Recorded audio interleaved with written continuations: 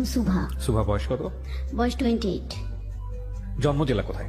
জন্ম জেলা আমার উত্তরবঙ্গের রংপুর। ওকে, ঠিক আছে। আমরা শুরু করতে চাই যেখান থেকে আপনি বলতে চান, ক্রোনোলজিক্যালি স্টেপ বাই স্টেপ আমরা যাব, ছোটবেলা থেকে যেভাবে। আচ্ছা, আমি ছোটবেলা থেকেই বলতে চাই। আমার ছোটবেলা কাটে রংপুরেই। তো আমার বাবা একজন সার্ভিস হোল্ডার ছিল, গভর্নমেন্ট সার্ভিস হোল্ডার। তো আমরা 4 বোন, আমাদের অ্যাকচুয়ালি ভাই নাই। আচ্ছা। তো ছোটবেলা থেকে আমাদের ফ্যামিলিটা কিন্তু একটু রেস্ট্রিক্টেড, মানে আমার বাবা একটু রেস্ট্রিক্টেড, প্লাস হচ্ছে রেস্ট্রিক্টেড বলতে মানে কি বলে, মানে কনজারভেটিভ। হ্যাঁ, কনজারভেটিভ। ওকে, কনজারভেটিভ। তো আমার স্কুল কাটে রংপুরে।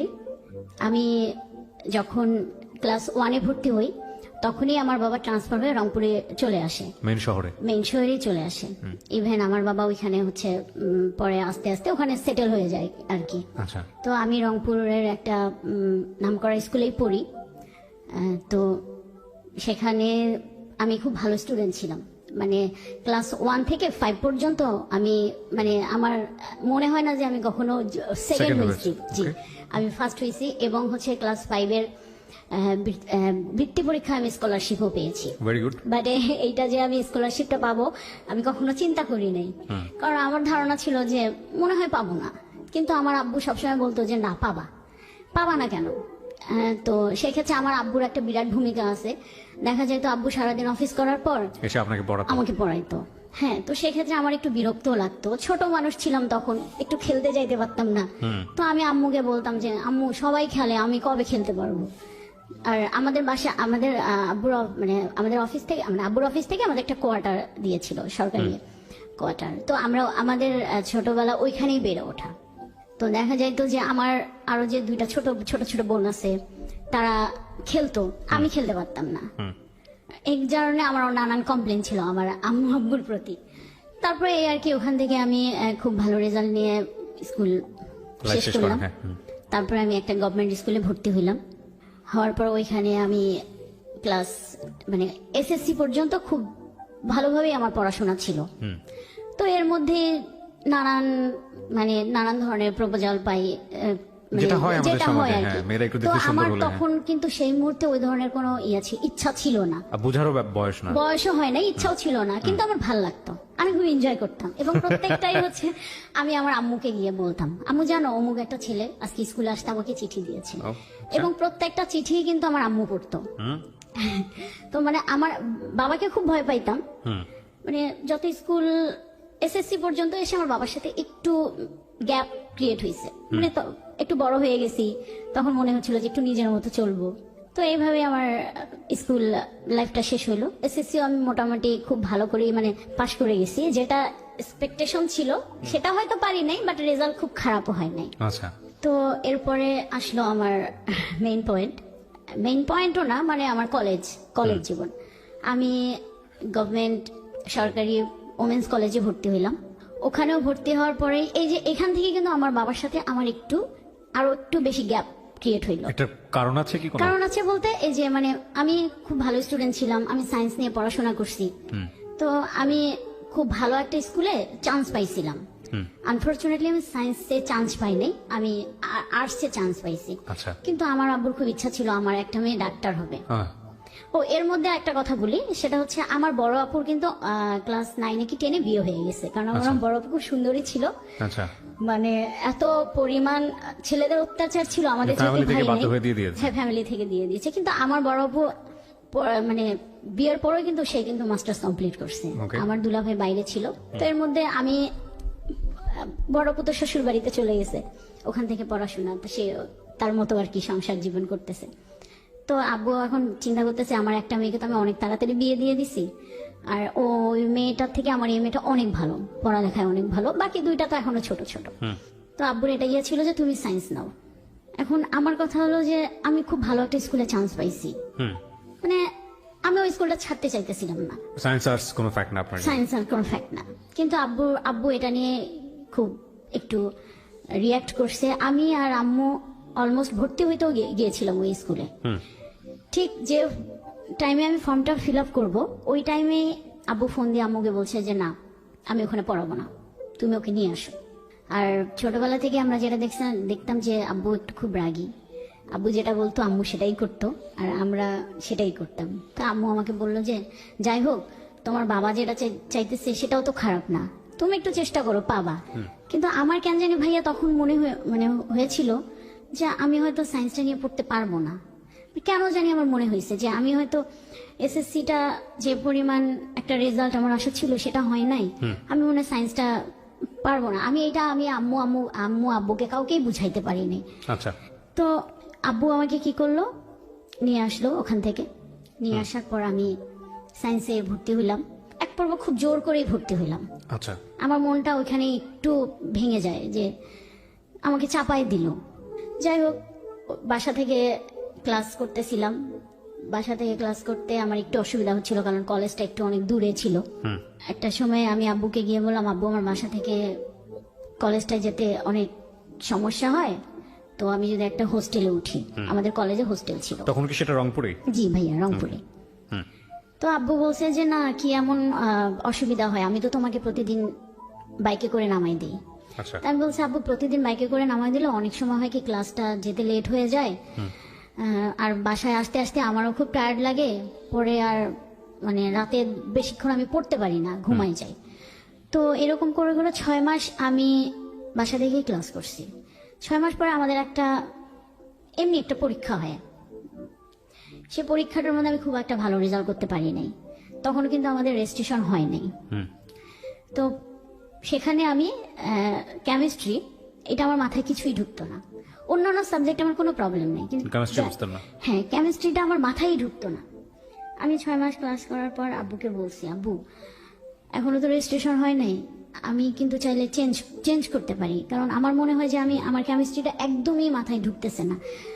তো আব্বু বলতেছে না না, সমস্যা নেই, আমি আরো 2টা মাস্টারের জায়গায় আরো 3টা মাস্টার রাখবো।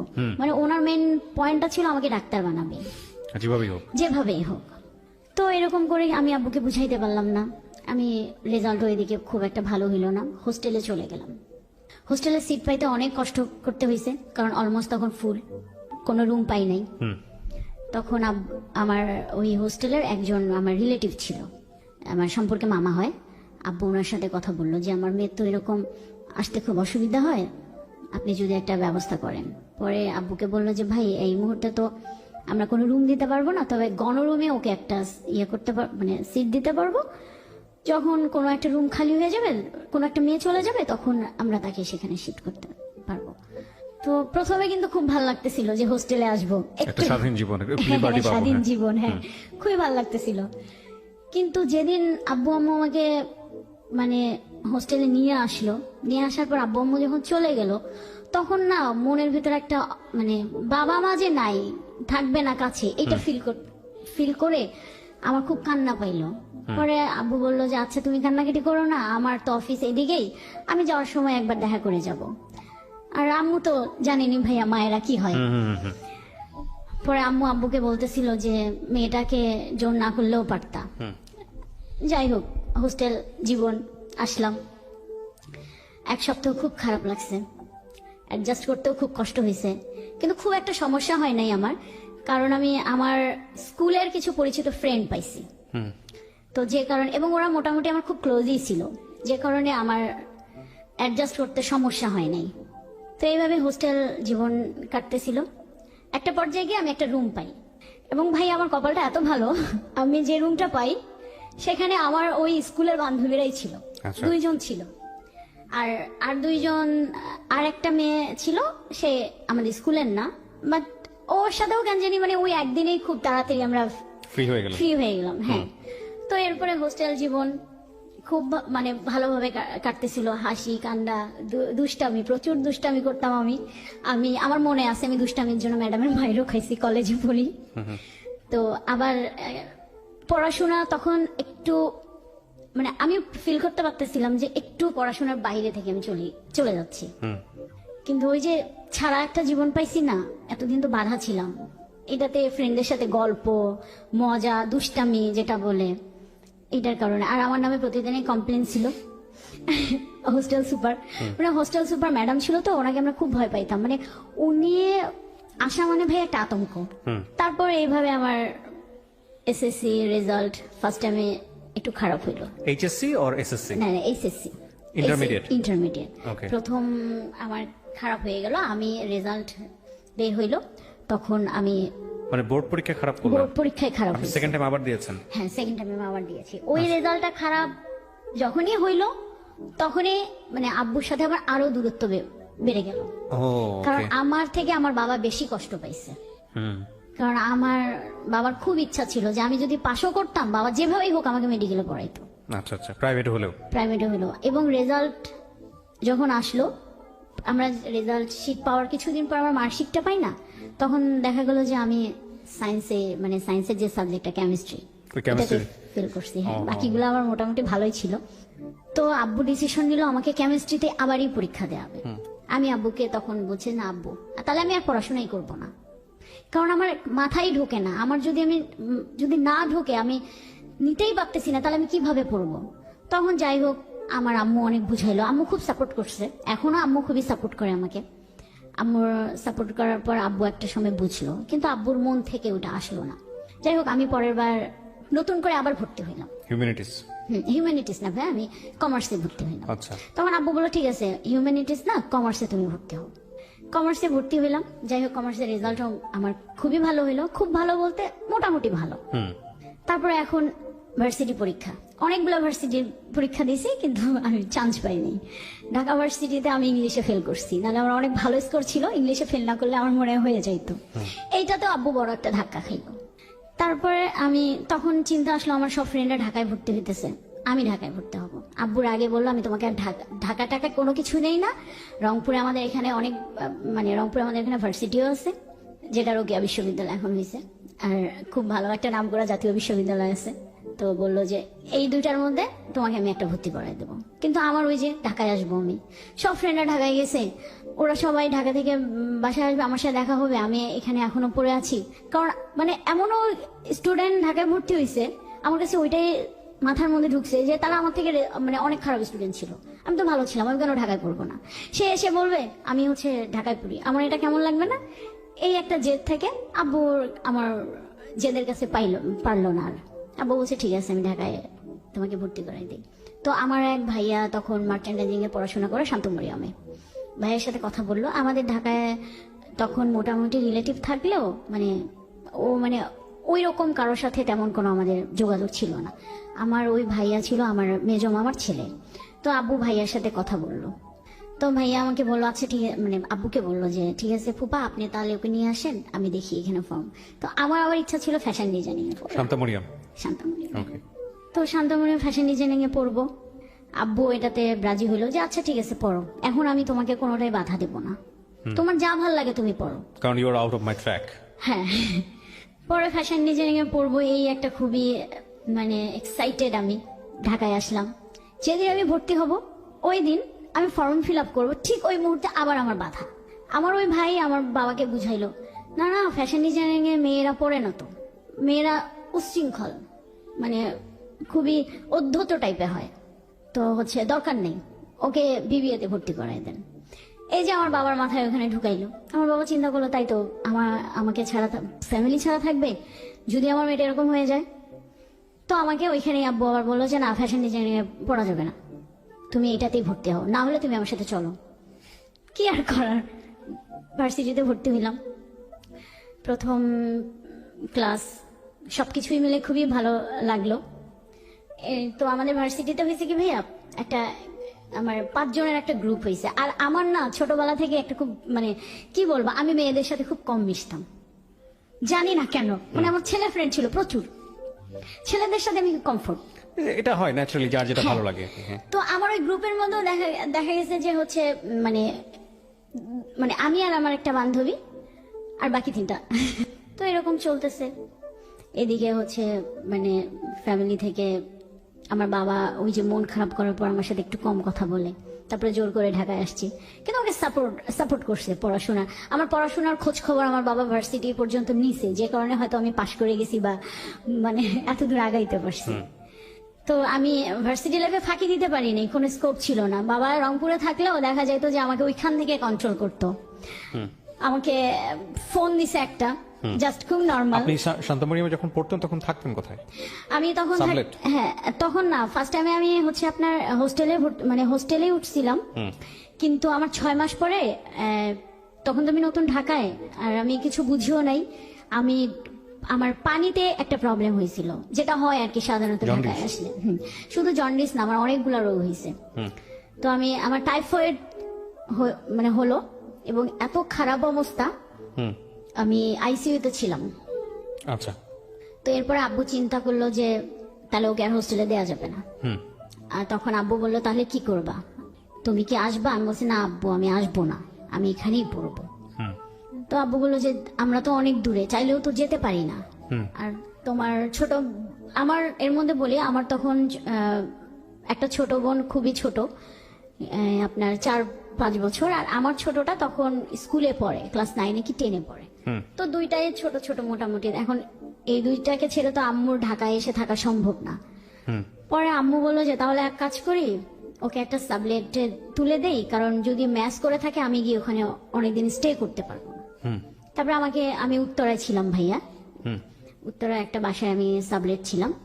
তো আম্মু দেখা যেত আমাকে ঢাকায় 6 মাস, বাড়িতে 6 মাস, এরকম করে করে আমার আম্মু থাকা শুরু করলো। আপনার এখানে 6 মাস, বাড়িতে 6 মাস? বাড়িতে 6 মাস, হ্যাঁ। এর মধ্যে হইলো তখন আমি আমার 4th সেমিস্টার, 3rd সেমিস্টার শেষে 4th সেমিস্টারে উঠছি। তো এর মধ্যে আমাকে আমার আব্বু একটা মোবাইল কিনে দিয়েছিল। আচ্ছা, এই প্রথম মোবাইল, এই প্রথম বলতে আমার এই প্রথম অ্যান্ড্রয়েড যে মোবাইল, আপনার স্যামসাং একটা মোবাইল কিনে দেয়। এরপরে তো আমি সবাই চিন্তা করলাম যে আমার এতদিন ছোট মোবাইল ছিল, আমি তো ফেসবুক ইউজ করতে পারতাম না। তো আমি একটা ফেসবুক অ্যাকাউন্ট খুলি। ফেসবুক অ্যাকাউন্ট খোলার পর ওই নানান ধরনের হচ্ছে ফ্রেন্ডের সাথে গল্প আড্ডা, এটা সেটা। কিন্তু এর মধ্যে আমি যতই দুষ্টামি করি না কেন, পড়াশোনাটা করতাম। আমি যে 1 ঘন্টায় পড়তাম, আমি 1 ঘন্টা পড়াশোনাই করতাম। সবার সাথে আড্ডা, আমাদের একটা গ্রুপও হইলো ভার্সিটির। তো এখানে মজা টজা, তো সবকিছু মিলেই ভালো একটা সময়, ভালো আমার মনে হয় সব থেকে বেস্ট সময় আমার ভার্সিটি। হ্যাঁ, 3rd সেমিস্টারে তখন আপনি? হ্যাঁ, 3rd সেমিস্টার শেষ হয়ে 4th সেমিস্টারে আমি উঠবো। এর মধ্যে ফেসবুক আমার 3rd সেমিস্টারের পরীক্ষা, আমার ফাইনাল পরীক্ষা শেষ হয়েছে, আমি বাড়িতে গিয়েছি। তো আমার যতটুকু মনে পড়ে, ওটা একদম আমাদের রংপুরে তো অনেক শীত, ডিসেম্বর মাসটা প্রচন্ড শীতের টাইম। তো আমি তখন বাড়িতেই ছিলাম, পরীক্ষা শেষ হয়েছে, বাড়িতেই ছিলাম। তো এর মধ্যে হচ্ছে ফেসবুকে অনেকদিন পর ওই যে ঘাটাঘাটি করতে করতে একটা মেসেজে গিয়ে আমার চোখ আটকাইছে। এখানে একটু কথা বলি ভাইয়া, সেটা হচ্ছে যে আমি স্কুল লাইফ বলেন, কলেজ লাইফ বলেন, ভার্সিটি লাইফ বলেন, আমার ছোট থেকে একটা না জিনিস কাজ করতো। অনেক আমাকে অনেকে প্রপোজ করছে, অনেক ছেলেরা করছে, কিন্তু এই যে প্রেম যে বিষয়টা, প্রেম করব এই জিনিসটা না, সিরিয়াসলি সারা একটা রিলেশনশিপে যাব, এই জিনিসটা আমার তখনো পর্যন্ত আসতো না। আর আমার ছোটবেলায় থেকে একটা জিনিস ছিল, না আমি কেন একই ক্লাসের ছেলেদের সাথে প্রেম করব, কেন আমি অন্য বড় ভাইদের সাথে প্রেম করব। আমার না ছোটবেলা থেকে আমি জানি না, মাথায় একটা জিনিস ঘুরতো, আমার থেকে 10-12 বছরে বড় হবে, এরকম কেউ আমাকে প্রপোজ করলে আমি এদের সাথে প্রেম করব। এরকম একটা আমার ছিল, জানি না কেন। তো বাসায় ওই টাইমটায় কোনো কাজ নেই, পরীক্ষা টরীক্ষা শেষ হয়েছে। আর তখন ওই টাইমটা আমাদের বাসায় আবার খুব সব আত্মীয় স্বজন ছিল, বলতে আমার বড় বোন আসছে অনেকদিন পর।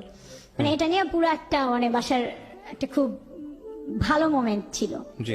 তারপরে তো আমি একদিন শুয়ে আছি দুপুরবেলা, হঠাৎ করে আমার একটা মেসেজটা অনেকদিন আগে পাঠাইছে, আমি এটা খেয়াল করি নাই। আমার এখনো মনে আছে, 25 তারিখ হবে, কেউ একজন, তখন চেনেন না আপনি? হ্যাঁ, চিনি না। সে আমাকে একটা মেসেজ দিছে, সে ডিরেক্ট এইভাবে বলছে, তোমাকে আমার ভাল লাগে, আমি তোমার সাথে রিলেশন করব, তুমি যদি রাজি থাকো আমাকে ইয়েস বলো, না থাকলে এই পর্যন্ত স্টপ। এটা কি ফেসবুকের ইনবক্স করেছে? ফেসবুকে ইনবক্স করেছে। চিন্তেন আপনি আইডি দেখে চেনা গেল ছেলেটাকে নাকি ফেক আইডি? আমি তখন খেয়াল করিনি আইডিটা।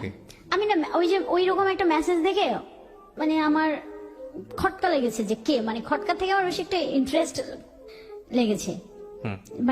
কেন লেগেছে যে সে একদম আমাকে ডিরেক্ট বলছে, তো আমি কিছুক্ষণ চিন্তা করছিলাম ওইটা নিয়ে, চিন্তা করে কি রিপ্লাই দেবো। আমি ভাবলাম যে না থাক, এরকম কতজনে কি দেয়, রিপ্লাই দেবো না।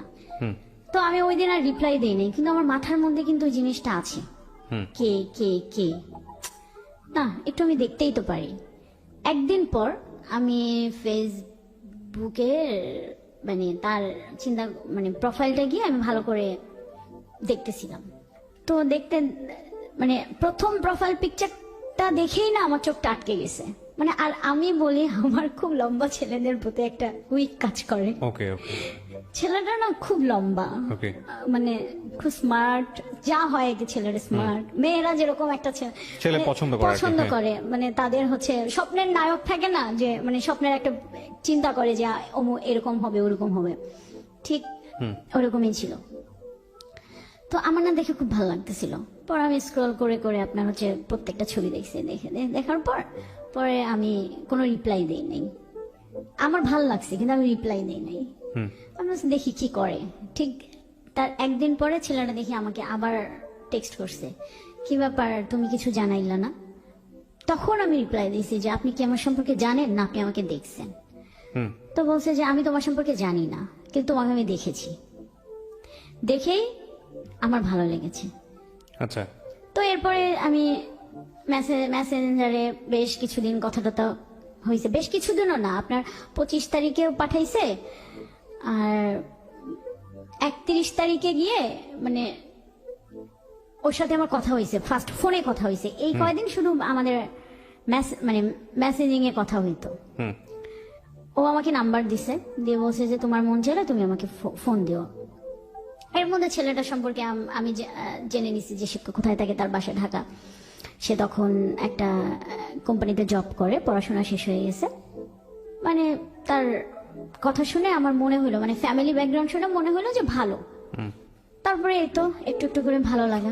আপনি জিজ্ঞেস করলেন না ওকে যে ও আপনাকে জানলো কিভাবে? হ্যাঁ আমি জিজ্ঞেস করছি, তো আমাকে বলছে যে তোমাকে আমি একবার দেখেছিলাম, একটা বিয়েতে আমি দেখেছিলাম, ওনার এক বন্ধুর বিয়েতে সে আমাকে দেখেছিল। তো আসলে বন্ধুর বিয়েতে বলতে আমার এক বান্ধবী ছিল, মানে খুব ক্লোজ না, বাট আমাদেরই ভার্সিটির।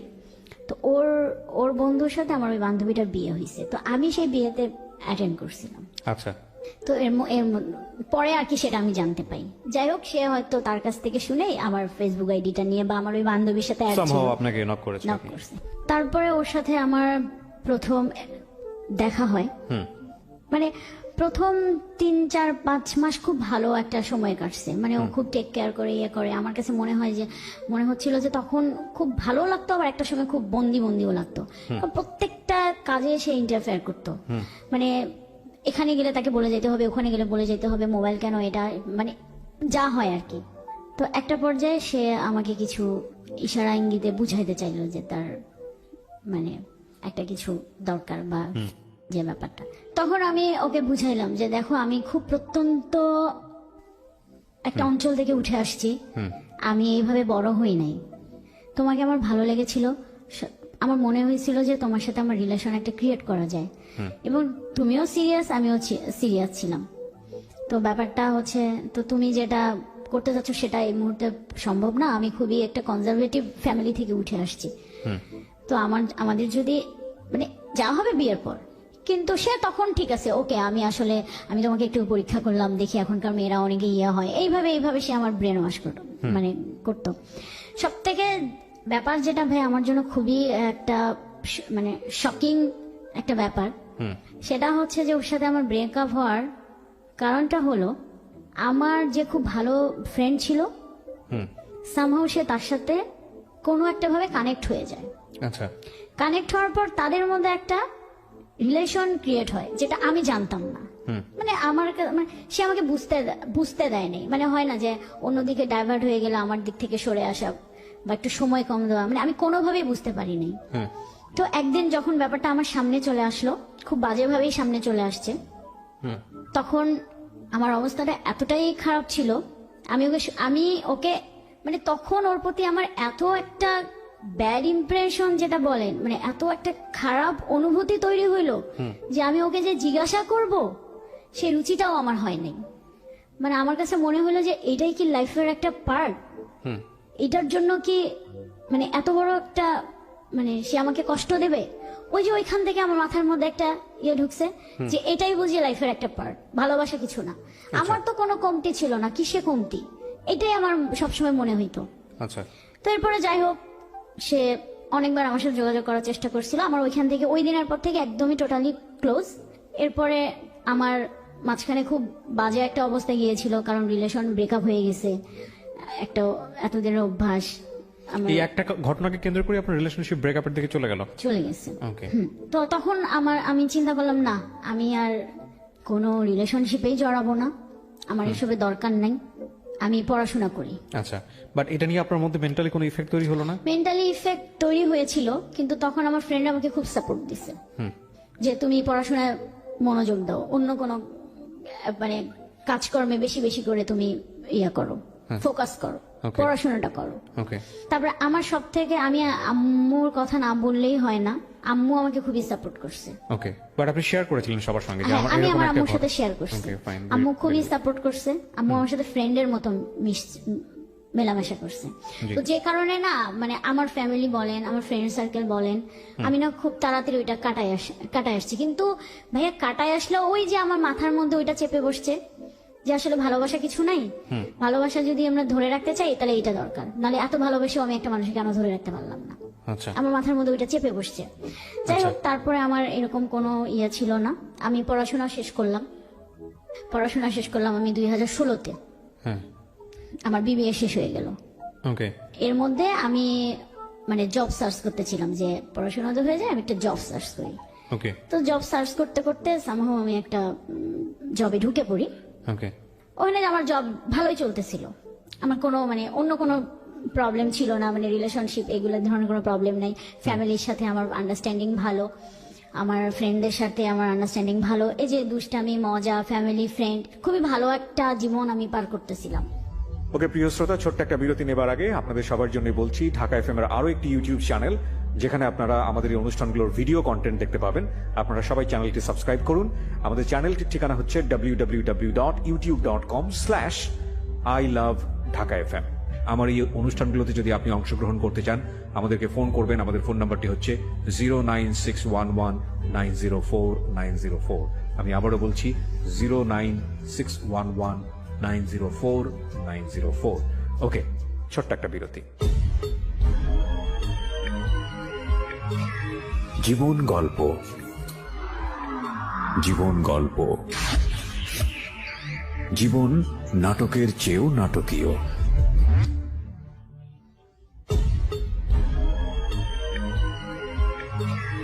জীবন গল্প। Welcome back once again. প্রিয় শ্রোতা, আপনারা শুনছেন জীবন গল্প। আমি আরজি কিবরিয়া আপনার সঙ্গে রয়েছি। আমার এই অনুষ্ঠানগুলোতে যদি আপনি অংশগ্রহণ করতে চান, আমাদেরকে ফোন করবেন। আমাদের ফোন নাম্বারটি হচ্ছে 09611904904। আমি আবারও বলছি 09611904904। ওকে, আমরা যেখানটায় ছিলাম তারপর হঠাৎ ওই কাজের সূত্রে আমার অফিস থেকে, আমার অফিসের একটা ফেব্রিক্সের প্রবলেম হয়েছিল। আমার এমডি স্যার তখন সিঙ্গাপুরে ছিল। আচ্ছা, তো আমি যেহেতু ওখানকার মার্কেটিং ম্যানেজার হিসেবে ছিলাম, তো স্যার আমাকে বলছে যেহেতু তোমার আন্ডারের এটা কাজ, তো আমি চাই ব্যাপারটা তুমি হ্যান্ডেল করো, আর যেহেতু আমিও এখন দেশের বাইরে। তো আমি বললাম ঠিক আছে স্যার, আমি দেখি স্যার আমি কতটুকু করতে পারি, আমি ট্রাই করব আমার মতো করে। আমি তো ওই প্রথম দিনই আমার ওনার সাথে দেখা, আমি ওই একটা প্রবলেম নিয়ে আমাদের যে প্রোডাকশন ম্যানেজার ছিল ওনাকে নিয়ে আমি ওনার অফিসে যাই। আচ্ছা, আমি এখানে একটু ছোট্ট করে বলি, একটা ফ্যাব্রিক্সের ডিজাইনের ভুল হয়েছিল, মানে একটা ডিজাইন পুরাটাই উল্টা হয়ে গেছে। তো এটা তো কোনোভাবেই তো বায়ার অ্যাকসেপ্ট করবে না, কিন্তু আমার মালিকের কথা হলো এটা বায়ারকে অ্যাকসেপ্ট করাইতে হবে। আচ্ছা, কিভাবে করাবা, কোন মানে ব্রেন খাটাইলে, বুদ্ধি দিয়ে এইটা তুমি চালাইতে পারবা, কারণ এখানে আমার অনেক প্রফিট লস হয়ে যাবে। আচ্ছা, তো এটা হচ্ছে তুমি ম্যানেজ করো, আমি মনে করি তুমি পারবা। ওকে, তো আমি ওইটা নিয়ে ওনার সাথে কথা বললাম, ফোনে কথা বলি ফার্স্ট টাইমে। অ্যাজ ইউজুয়াল স্যার, অ্যাকচুয়ালি যা হবার হয়ে গেছে, একটু দেখেন স্যার কোনোভাবে ম্যানেজ করে। আমি ওনাকে চাচ্ছিলাম যে কনভিন্স করে ম্যানেজ করে উনি বায়ারকে কনভিন্স করুক, আমার জিনিসটা যেন শিপমেন্ট হয়ে যায়, নাহলে আমার কোম্পানি সত্যি একটা খুব বড় একটা লস খেয়ে যাবে। পরে উনি বললো আচ্ছা আপনি এক কাজ করেন। আর সব থেকে মজার ব্যাপার হলো উনি আমাকে যতই বুঝাইতেছিল ডিজাইনটা, আমি ঠিক তার উল্টা বুঝতেছিলাম। আচ্ছা একটা পর্যায়ে উনি খুবই বিরক্ত। উনি আমাকে বললো তুমি ইয়া করো, আপনি ইয়া করেন, আপনাকে ফোনে আমি বুঝাইতে পারবো না, আপনি আপনার টিম নিয়ে আমার অফিসে চলে আসেন। আচ্ছা আমি পরে বললাম ঠিক আছে স্যার, তাহলে আমি আজকে আর যাবো না, কালকে একদম সকালে আমি আপনার অফিসে চলে যাই। ওকে আমি ওনার অফিসে চলে গেছি, মানে ওনার অফিসে যাই আমি আমার টিম নিয়ে বসে আছি। তো সব এখানে একটা মজার কথা বলি, ওনার যে নাম ওই নামে ওই অফিসে আরো 4 জন। ওকে আমি রিসেপশনে বসে আছি, আমি তো তখন পর্যন্ত ওনাকে দেখি নাই, হ্যাঁ। আমার সামনে উনি ঘুরপাক করতেছে। হ্যাঁ আমি যে রিসেপশনে বলছি যে আমি মানে ওনার নাম বলছি যে আমি অমুক স্যারের সাথে দেখা করতে আসছি, তো ওনারা আমি এখানে একটা ছোট্ট ভুল করি, মানে আমি ওনার পুরা নামটা বলি নাই, না বলে জাস্ট একটা নামের পার্ট বলছি। তো যে কারণে ওই নামের পার্টটাই অফিসের আরো 3-4 জন আছে। তো উনি রিসেপশন থেকে আমাকে কনফার্ম করলো, ম্যাডাম আপনি একটু বসেন, স্যার তো বাইরে গেছে, স্যার আসতে একটু লেট হবে। আমি বসে আছি, কিন্তু যে যার কাছে আমি গিয়েছিলাম সে আমার সামনে দিয়ে ঘুরপাক করতেছিল, মানে উনিও আমাকে খুঁজতেছিল যে কি ব্যাপার, ওনার আসার কথা ছিল, উনি এখনো কেন আসতেছিল না। তো এরকম করে 1 ঘন্টা চলে গেছে। যাওয়ার পর উনি আমার সামনে আসছে, আচ্ছা। এসে আমাকে জিজ্ঞাসা করছে যে আমার যদি খুব ভুল না হয় তাহলে আপনি কি সুভা? তো আমি চেয়ার থেকে মানে উঠে দাঁড়ায় ওনার মুখের দিকে তাকায় আছি, এমন ভাবে তাকায় আছি, মানে আমি কি বলবো। পরে আমি খুব আস্তে করে বললাম যে জি স্যার আপনি। বলছে যে আপনি তো আমার কাছেই আসছেন। আমি আর কি বলবো হ্যাঁ, লজ্জায় মানে মাথা একদম নিচু করে ফেলছি। বলছে যে আপনি কি বলছেন রিসেপশনে? আমি বলছি স্যার আমি অ্যাকচুয়ালি এটা বলছি। পরে বললো আচ্ছা আমার ঠিক আছে, সমস্যা নেই, এটা হইতেই পারে, এই নামে 4 জন আছে তো ওরা বুঝে নাই। যাই হোক, আমরা আমাদের ওই প্রবলেম নিয়েই কথা বলতেছিলাম। উনি খুব হেল্প করছে ওই ব্যাপারটায়। আচ্ছা আমি বললাম যে স্যার এটা একটু দেখেন, আপনি কোনোভাবে বায়ারকে যদি এটা শিপমেন্ট করাইতে পারেন তাহলে আমাদের খুবই প্রবলেম হয়। পরে আমার টেকনিশিয়ান যে ওখানে ছিল, তাদের টেকনিশিয়ান মিলে আমরা ওইখানেই আর কি বুদ্ধি পরামর্শ করতেছিলাম যে কিভাবে এই জিনিসটাকে আমরা সলভ করি। পরে উনি বললো যে দেখেন এইভাবে করতে পারেন, সেক্ষেত্রে হচ্ছে মানে যদি আর কি ওয়াশে যদি আমার জিনিসটা ফেসে না যায়, যদি ফেসে না যায় আমার কোনো প্রবলেম নেই, ফেসে গেলে আমার প্রবলেম, কারণ আমার ওটা আমি শিপমেন্ট করতে পারবো না, বায়ার নেবে না। আর সব থেকে বেটার হয় আপনি এখনই যান, আপনি ডিরেক্ট বাইং অফিসে চলে যান, আমি নাম্বার দিতেছি, দেখেন উনি কি করতে পারে। ওকে পরে আমি সাথেই আর এর মধ্যে উনি বললো যে আমি তাহলে আমার অফিসে ডিএমডি স্যারের সাথে কথা বলি, যেহেতু আপনি একটা মেয়ে মানুষ আসছেন। তারপরে ভাইয়া আমি সাথেই চলে গেলাম ওই বাইং অফিসে, ওনার সাথে দেখা করলাম, কিন্তু ওখানে গিয়ে খুবই একটা আশানুরূপ রেজাল্ট হইল না। খুব মানে মন খারাপ একদম আমার। আমি বাসায় চলে আসলাম। এর মধ্যে তো আমার বস কি হইলো আমি কিচ্ছু জানি না, দোষটা কার? আমি বলছি স্যার দোষটা আসলে কারোই না, আবার মানে আমাদেরই। পরে বললো তাহলে আপনি দেখেন কি করবেন, না হলে কি আর করা, হয়ে গেল, লস যদি হয়ে যায় আমার তো কিছু করার নাই, কিন্তু যতক্ষণ পারবেন চেষ্টা চালাই যান আপনার দিক থেকে। পরে আমি ওই স্যারকে আবার ফোন দিলাম যে স্যার আমার তো পারলাম না, স্যার আপনি প্লিজ দেখেন কি করেন। তখন উনি আমাকে, আর ওদের ওই মুহূর্তে কিন্তু কোনো সময়ও নেই, কারণ শিপমেন্টের অল্প কিছুদিন বাকি আছে, নতুন করে আবার ডেভেলপমেন্ট করা, স্যাম্পলিং করা, মানে আরো 15 থেকে 20 দিনের ব্যাপার, যেটা ওদের আর নাই কিন্তু সময়। পরে আমি এক পর্যায়ে বললাম যে স্যার তাহলে যদি না হয় তাহলে আর কি করার, আপনি এটা অর্ডার ক্যান্সেল করে দিয়ে আপনি অন্য কারো কাছ থেকে নিতে পারেন। তখন বললো যে না এটা কোনো তো সলিউশন না, এখন এই আমার সময় হাতে মাত্র 4-5 দিন আছে আমার শিপমেন্টের, আমি এখনো কিছুই শুরু করি নাই, আমার কাটিং এর লোকজন বসে আছে, লাইন বসে আছে, আপনি এসব কি উল্টাপাল্টা কথা বলেন। আমি বলছি তাহলে এটাই নিতে হবে, আমার কোনো উপায় নেই, আমি নতুন করে আর আপনাকে প্রোডাকশন করে দিতে পারবো না। তা আপনি যেখানেই নেন না কেন, আমার কাছ থেকে নেন, অন্য কারোর কাছ থেকে নেন, আপনাকে মিনিমাম 25 দিন সময় লাগবে। বলছে না আমার পক্ষে সম্ভব না। পরে যাই হোক ওনারা বলছে দেখি আমি কি করতে পারি। ওনারা ওনাদের অফিস সে ওনার স্যার, ওনার ম্যাডাম, এদের সাথে আলোচনা করলো। আমাকে পরের দিন বিকালবেলা আমাকে ফোন দিয়ে বললো যে আপনি এক কাজ করেন, আপনি ফেব্রিক্সটা পাঠিয়ে দেওয়ার ব্যবস্থা করেন, কিন্তু এখানে আপনি আমাকে একটা মেইল দেন, আর এটা আমি আপনাকে মেইলের রিটার্ন মেইল দিচ্ছি, এবং এখানে লেখা থাকবে যেটা আপনার যে পেমেন্টটা সেটা আপনি শিপমেন্টের পর পাবেন। আচ্ছা তার আগে আপনি কোনো পেমেন্টের জন্য ঝামেলা করবেন না, কারণ এই মালটা মানে এই প্রোডাক্টটা ফেব্রিক্সটা আপনার হচ্ছে জার্মানি যাবে, ওইখান থেকে কাস্টমার কিরকম সেল হয় সেরকম তারা ওয়াশ করবে, তারপরে তো তারা যদি চলে তাহলে আমরাও পেমেন্ট পাবো, আপনিও পাবেন। মিনিমাম 6 থেকে 7 মাস সময় লাগবে। এর আগে কোনো ফোন টোন কিন্তু দিয়ে না, আমি দিতে পারবো না। তা বলছে আচ্ছা ঠিক আছে স্যার, সমস্যা নেই, আপনাদের সাথে তো আমার র্যান্ডমলি কাজ হয়, একটা পেমেন্ট আচ্ছা 6-7 মাস আটকা থাকলেও প্রবলেম নেই, কিন্তু আমার লস হইলো না। এরপরে আমি আমার মতো 3-4 মাস তার সাথে আমার কোনো যোগাযোগ নেই, টোটালি কোনো যোগাযোগ নেই, ওকে কোনো ফোন না, কিছু না। হঠাৎ একদিন আমি বলি, জি তারিখটা আমার মনে আছে, 25 তারিখ, ডিসেম্বর 25 তারিখ 2017 সাল।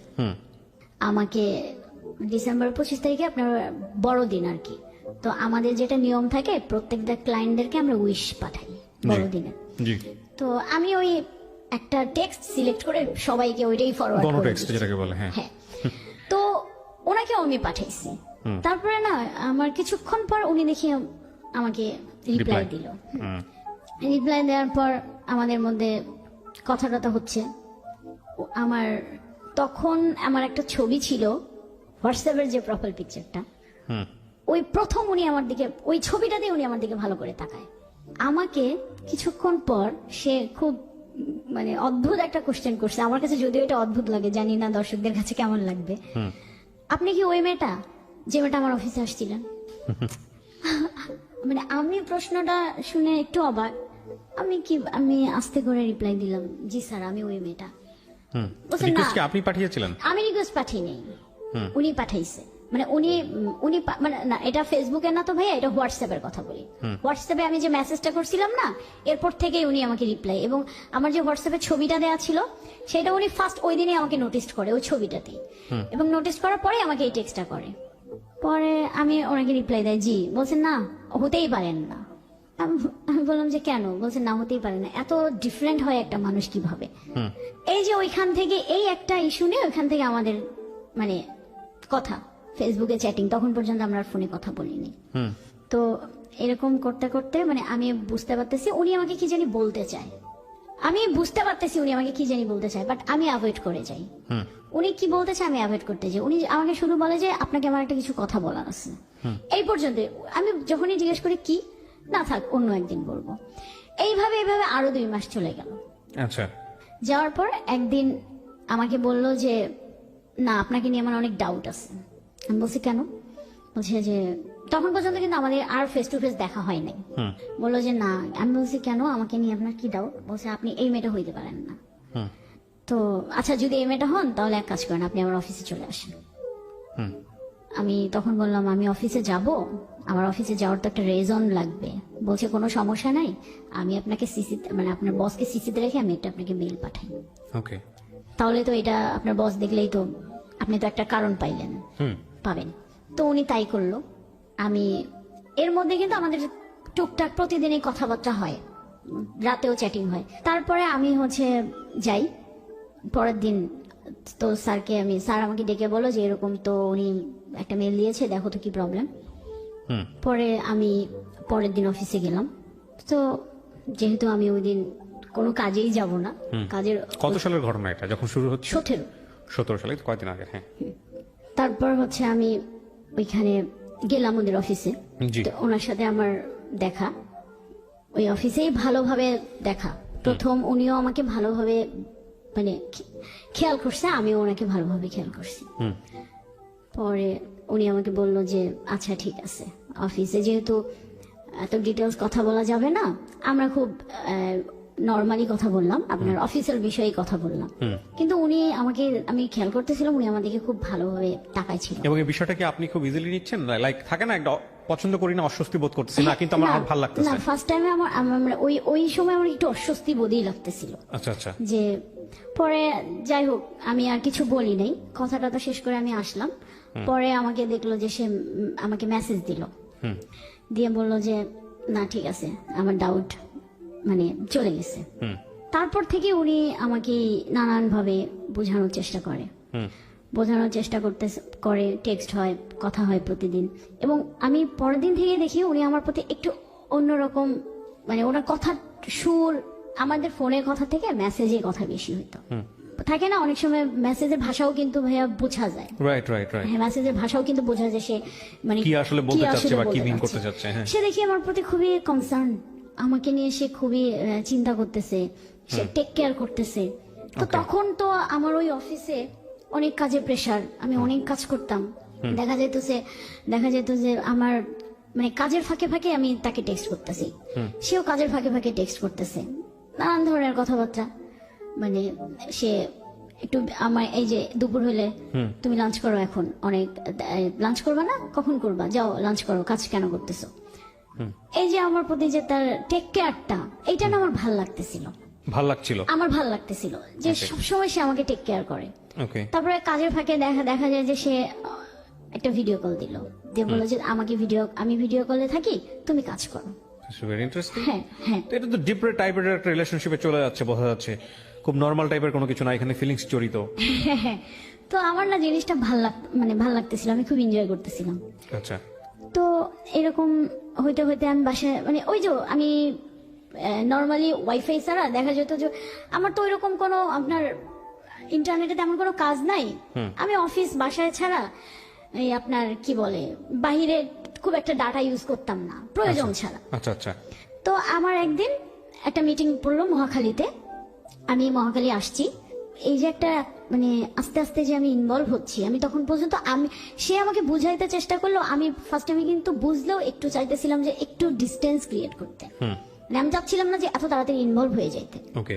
তো আমি মহাখালী অফিসে আসছি, সে আমাকে মনে হয় নক করেছিল হোয়াটসঅ্যাপে, আমাকে পাইনি, আমার কাজ শেষ। আমাকে একবার ফোনও দিয়েছিল, আমি ধরিনি, আমি কেটে দিয়েছিলাম। ওকে। তো আমার কাজ শেষ, আমি ব্যাক করব, অফিস ব্যাক করব। আমার সাথে আমার অফিসের এক সিনিয়র আপু ছিল, তো ওনার সাথে আমার খুব ভালো একটা আন্ডারস্ট্যান্ডিং ছিল। মোটামুটি আমরা মানে হয় না, থাকে না কেউ কেউ ভাইয়া যে তাকে সবকিছু বলে একটু কমফোর্ট ফিল হয়। জি। তো আপুটা আমাকে ছোট বোনের মতোই আমাকে খুব ভালোবাসতো, তো সেক্ষেত্রে অনেক কিছুই আমি শেয়ার করতাম। তো এই ব্যাপারটাকেও আমি আপুকে খুব শেয়ার করতাম। আপু জানেন একটা ওই স্যার কিন্তু হ্যাঁ এই যে আমাকে দেখেন কি কি টেক্সট করে, আমি কিন্তু ওনাকে খুবই বলছে ভালো তো স্যার তো দেখি একদম দেওয়ানা হয়ে গেছে, উনি আবার বলতেছিল। এই আমরা দুইজনেই বাসে বসে বসে গল্প করতে করতে আসতেছিলাম, হঠাৎ আমাকে ফোন দিয়েছিল। তখন আমি ফোনটা ধরি, কি ব্যাপার তুমি কোথায়? আমি তো এই তো মহাখালী আসছিলাম একটা কাজে, তোমার মোবাইলে অনেকগুলো টেক্সট করতেছি, তুমি কি পাও নাই? পরে আমি বললাম যে না, আমার তো পাওয়ার কথা না, কারণ তো মোবাইলে ডাটা নাই। কেন ডাটা নেই? পরে আমি বললাম আমি তো বাইরে খুব একটা ডাটা আমার লাগে না, আমার প্রয়োজনও মনে হয় না। পরে বললো ও আচ্ছা ঠিক আছে, সে ফোনটা কেটে দিল। আমি আর ফোনটা ব্যাক করিনি। কিছুক্ষণ পর দেখি সে আমাকে মোবাইলে ডাটা পাঠাইছে। আমি আবার ফোন দিয়েছি, মানে আমার কাছে এটা খুবই অস্বস্তি লাগতেছিল। আমি বললাম কি ব্যাপার, আপনি আমার মোবাইলে কেন ডাটা পাঠালেন, মানে রিসার্চ কেন করে দিলেন? পরে বলছে যে রিসার্চ কেন করে দিলাম সেই প্রশ্নটা পরে, আগে এখন যেটা তোমাকে করতে হবে, এখন থেকে সবসময় 24 ঘন্টা মোবাইলে ডাটা রাখবা। আচ্ছা। মানে মোবাইলের ডাটা ছাড়া তুমি বের হবা না, মানে somehow he is missing you. হ্যাঁ। ওকে। পরে আমি কিন্তু তখনও পর্যন্ত দেখি নাই যে উনি আমাকে অনেকগুলা টেক্সট করছে, আমার ইনবক্স পুরো ফুল হয়ে গেছে, এত বড় বড় টেক্সট। তো আমাকে বললো তুমি এখন কথা বলবা না, তুমি কি আমার টেক্সট দেখছো? আমি বলছি না। তো বলছে তাহলে তুমি ফোন কাটো, কেটে তুমি টেক্সট গুলা দেখো। পরে দেখি যে একটার পর একটা আসতেই আছে। তো আমি কয়েকটা দেখছি, কারণ এত টেক্সট এত বড় বড় ওই মুহূর্তে আমার মানে পড়তে চাইতেছিলাম না, কারণ আমি বলেন জার্নিতে মোবাইল চালাইতে পারি না, আমার মাইগ্রেনের প্রবলেম, তো আমার মাথা খুব ব্যথা করে। তো আমি ওনাকে শুধু একটা রিপ্লাই দিলাম যে বাসায় গিয়ে আমি দেখবো। আমি আমার মতো সে আমাকে মিস করতেছে, বাট তখন পর্যন্ত আমার সেই মিসিং ভাবটা আসেনি। আমি আমার মতো অফিসে গেলাম, কাজ করলাম, বাসায় আসলাম, এর মধ্যে টুকটাক তো কথাবার্তা হচ্ছেই। বাসায় আসার পর সে আমাকে আবার ফোন দিচ্ছে, বাসায় ঢুকছো? হ্যাঁ। তুমি কি টেক্সট গুলো পড়ছো? তো আমি বললাম যে আমি তখন বলছি যে আমি তো মাত্র বাসায় ঢুকলাম, আমি একটু ফ্রেশ হই, তখন আমি উত্তরায় থাকি। তো বললো যে আচ্ছা ঠিক আছে, আর আমিও বাসায় যাচ্ছি। আমার আচ্ছা ঠিক আছে, আপনি বাসায় যান। আমি ফ্রেশ হইলাম, হয়ে টেক্সট গুলা পড়লাম, মানে এত টেক্সট এত বড় বড়, আমার এত কিছু মনে নাই, অনেক বড় বড় তো মনে থাকে না, কিন্তু লাস্টের একটা কথা খুব মানে ভালো লাগছে পড়ে, যে সে আমাকে সারাদিন খুব মিস করতেছিল। তারপরে এরকম করে করে কথা হইতে হইতে আমিও একটা পর্যায়ে ইনভলভ হয়ে গেলাম। মানে আপনি আপনার মানে জায়গা থেকে গ্রিন সিগন্যাল দিলেন। গ্রিন সিগন্যাল যে দিয়ে yes, I'm in. এর মধ্যে সে আমার প্রচন্ড টেক কেয়ার করতেছিল, প্রচন্ড ইয়া করতেছিল। টেক কেয়ারের মাত্রা এরকম ছিল, আমি জানি না যে এটা আসলে আমার কোন দিক দিয়ে যাচ্ছিল, ভালোর দিকে না খারাপের দিকে যাচ্ছিল, আমি জানতাম না। সে একটা পর্যায়ে আমাদের রিলেশনশিপটা একটু একটু না মোটামুটি ডিপ হয়ে গেল। তারপরে তখনই আমি জানতে পারলাম, এর মধ্যে কিন্তু আমি কোনোদিনও কোশ্চেন করি নাই। তখন সে আমাকে নিজে থেকে বলছে যে সুমাইয়া আমি একটা কথা বলবো। আমি বলছি ঠিক আছে বলেন। তো সে বলল যে তোমাকে বলা উচিত ছিল, তুমি তো কখনো জিজ্ঞাসা করো নাই আমি বিবাহিত। এটা সম্পর্ক গড়ানোর কতদিন পরে? সম্পর্ক গড়ানোর আপনার 2 মাস পর। মাত্র 2 মাসের মাথায় সে আপনাকে সে জানায়? আমাকে বলে দিছিল, মানে তার মধ্যে একটা গিলটি ফিল হচ্ছিল। আচ্ছা, তখন আপনাদের সম্পর্কটা কি খুব ডিপ পর্যায়ে চলে না, গেছে? তখনও না, যায় না না? তখনও যায় নাই, কিন্তু ভালোবেসে ফেলছি আমরা। আচ্ছা, মনের দেয়া নেয়া হয়ে মনের গেছে। দেয়া নেওয়া হয়ে গেছে। ওকে প্রিয় শ্রোতা, ছোট্ট একটা বিরতি নেবার আগে আপনাদের সবার জন্য বলছি, ঢাকা এফএম এর আরো একটি ইউটিউব চ্যানেল যেখানে আপনারা আমাদের এই অনুষ্ঠানগুলোর ভিডিও কন্টেন্ট দেখতে পাবেন। আপনারা সবাই চ্যানেলটি সাবস্ক্রাইব করুন। আমাদের চ্যানেলটির ঠিকানা হচ্ছে www.youtube.com/iloveDhakaFM। আমার এই অনুষ্ঠানগুলোতে যদি আপনি অংশগ্রহণ করতে চান, আমাদেরকে ফোন করবেন। আমাদের ফোন নাম্বারটি হচ্ছে 09611904904। আমি আবারও বলছি 09611904904। ওকে, ছোট্ট একটা বিরতি। জীবন গল্প।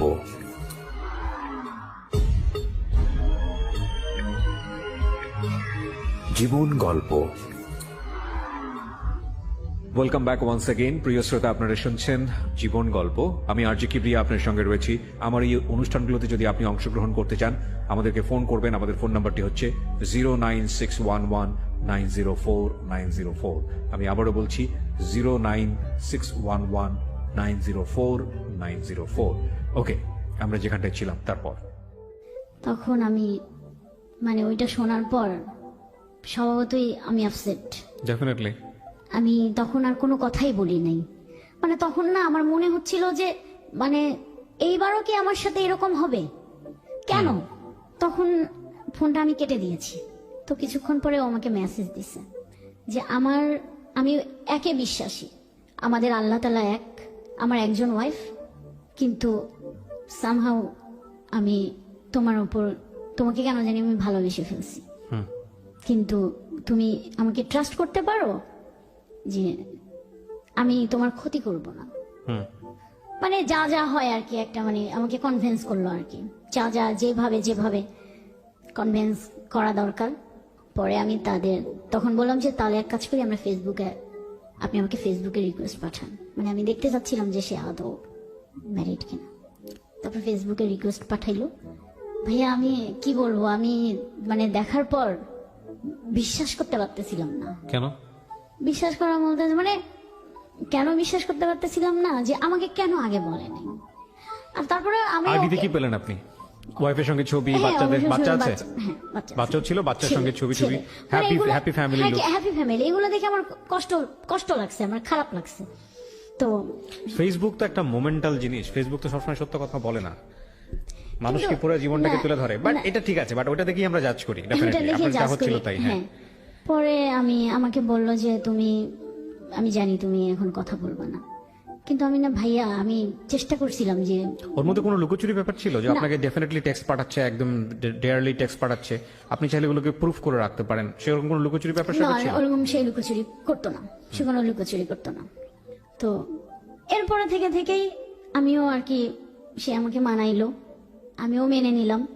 মেনে নিয়ে আস্তে আস্তে আস্তে আমাদের রিলেশনশিপটা খুব ডিপলি চলে গেল। এবং এক পর্যায়ে দেখা গেল যে সে আমার দিকেই ইনভলভ এত বেশি হচ্ছিল এবং আমাকেও করতেছিল যে আমি ওখান থেকে আর বের হইতে পারিনি।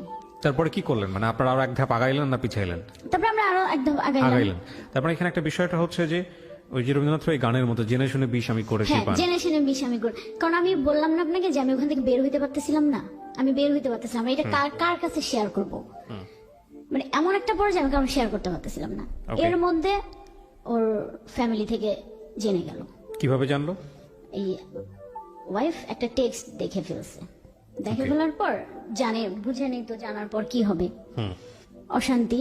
পরে আমাকে দুপুরবেলা ফোন দিয়ে বলল যে তোমার সাথে আপাতত আমার ক্লোজ সে। আমি বলছি কেন, কারণ কি? বললো যে কোনো কারণ নেই, আদৌ আমি যোগাযোগ করবো কিনা আমি জানি না। আমি ওকে ফাইন, ঠিক আছে। আমার কষ্ট হচ্ছিল, কিন্তু আমার তো এখানে কিছু করার নেই, কি করতাম আমি বলছি ঠিক আছে। তারপরে সে ইমোশনালি টেক্সট পাঠাচ্ছিল, আমিও পাঠাচ্ছিলাম। পরে তার ওয়াইফ পরে আমার বিকালে সন্ধ্যার দিকে বললো আমার ওয়াইফ তোমার নাম্বার নিয়েছে, তোমাকে হয়তো ফোন দিবে, আমি কিন্তু এরকম এরকম ভাবে বলছি, তুমি ঠিক এইভাবে বললো। মানে তার দোষ সম্পূর্ণটা আমি আমার ঘাড়ে নিয়েছি। তো তার ওয়াইফ আমাকে পরের দিন ফোন দিল, দিয়ে আমাকে জিজ্ঞাসা করলো। তখন আমি বললাম যে না, এরকম আসলে তেমন কিছু না।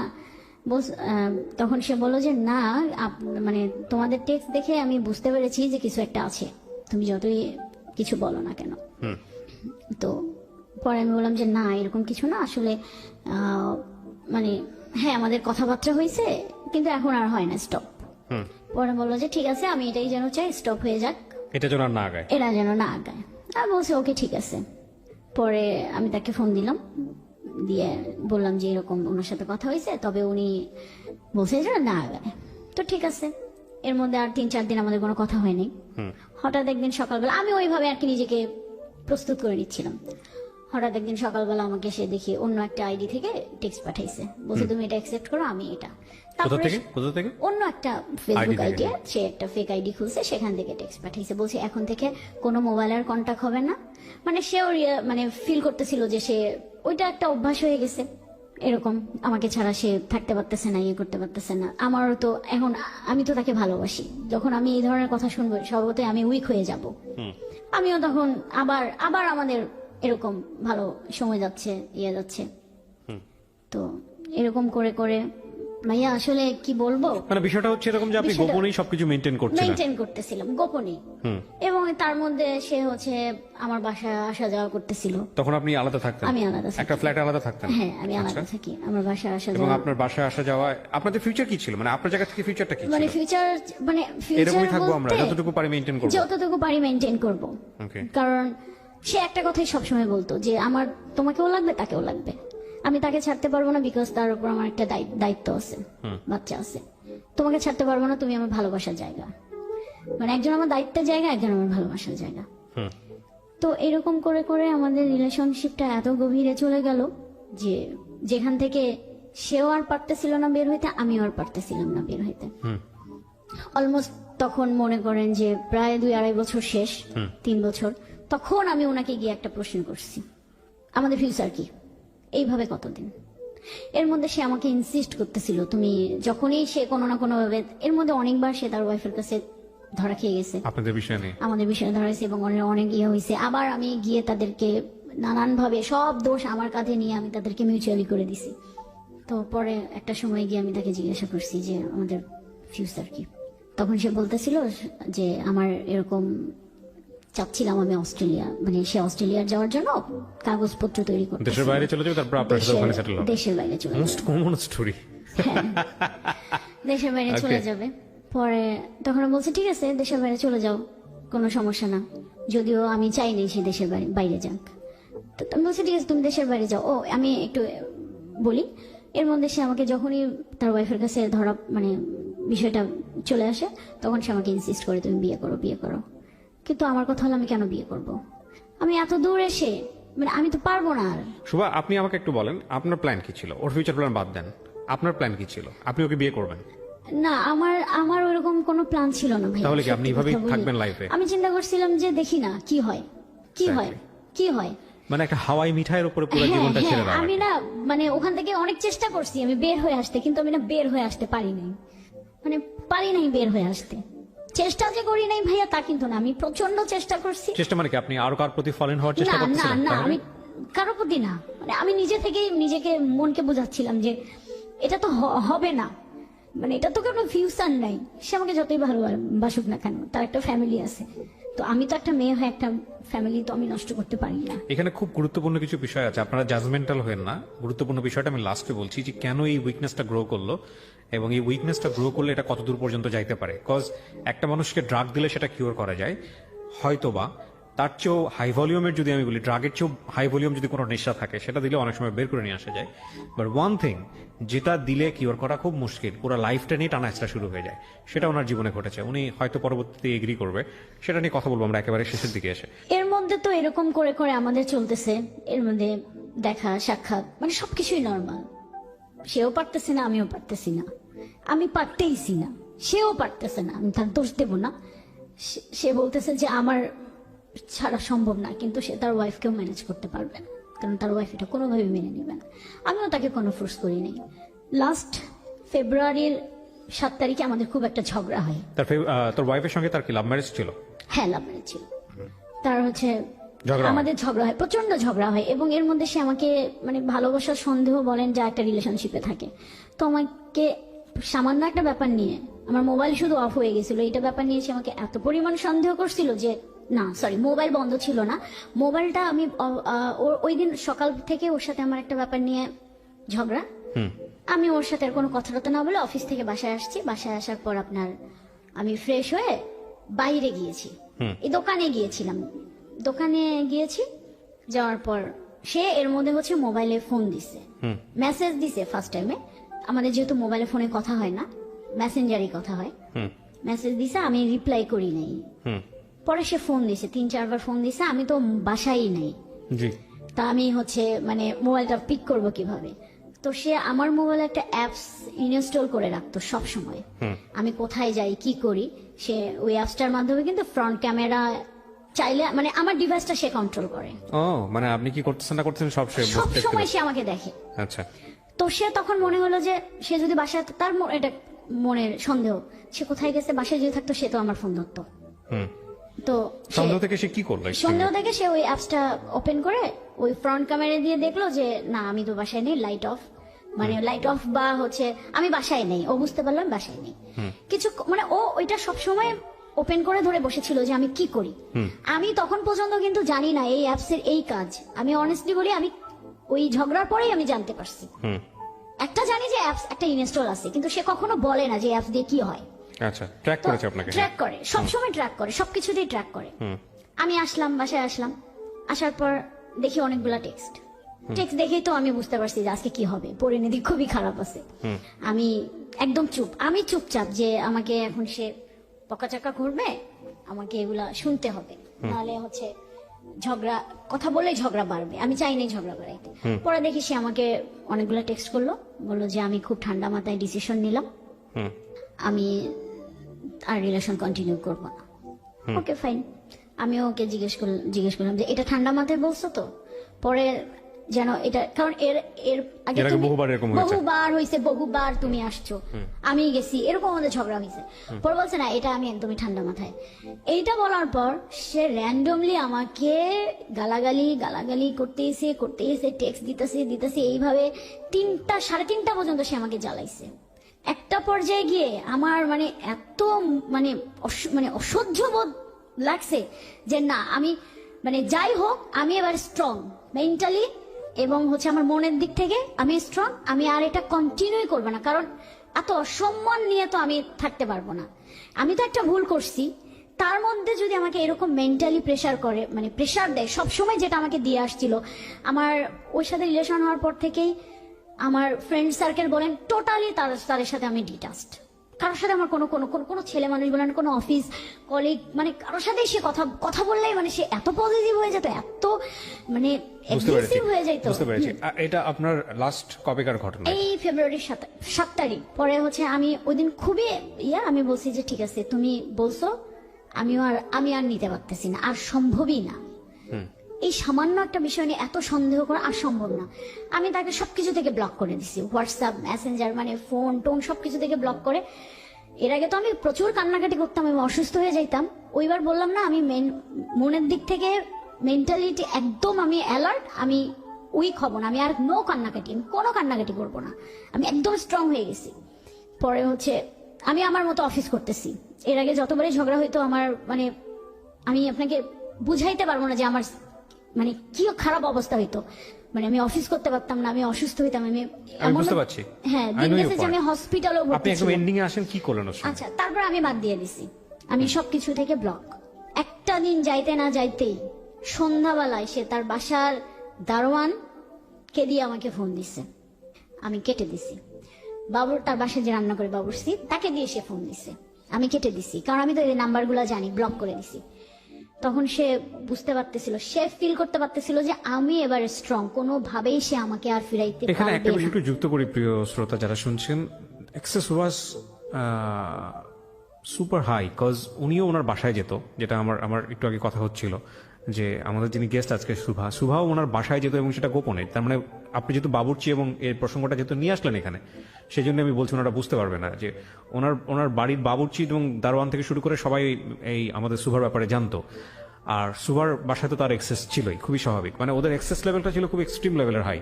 হ্যাঁ, তারপরে ভাইয়া সে আমাকে কোনো মতেই পাচ্ছিল না, আমিও না, আমি কোনোভাবে আর যাব না।